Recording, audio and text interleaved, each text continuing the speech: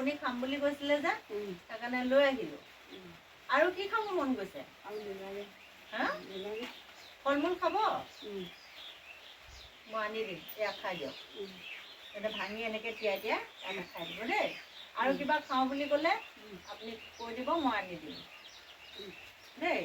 বাইদেউ মানে এনেকুৱা হ'ল, আজি 2 বছৰমানৰ পৰা তেওঁ অলপ মানে স্মৃতিশক্তিটো হেৰুৱাই পেলাইছে। নামবোৰ মানুহক ক'বলৈ পাহৰিছে, নিজেও ভাত খালেও নাই খোৱা বুলি কয়, নাখালেও খালোঁ বুলি কয়, তেনেকুৱা অৱস্থা হৈছে। বোৱাৰীয়েক পুতেক থাকে বাৰু, পুতেকে কেৰেলাত থাকেগৈ আৰু বোৱাৰীয়েকৰ লগতে থাকে আৰু বোৱাৰীয়েকৰ ল'ৰা চাব লাগে, 3টা ল'ৰা আছে সিহঁতৰ।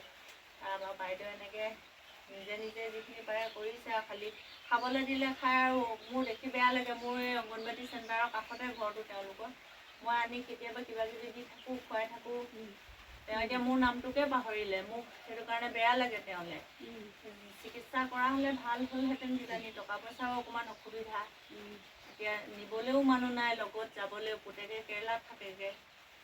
সেইটো কাৰণে মই আজি দেখাইছোঁ যে মানুহ এনেকুৱাও অৱস্থা হয়, আগতে কৰি মেলি খাই থাকে, কিন্তু এতিয়া তেওঁ মানে চব পাহৰি থাকিলে।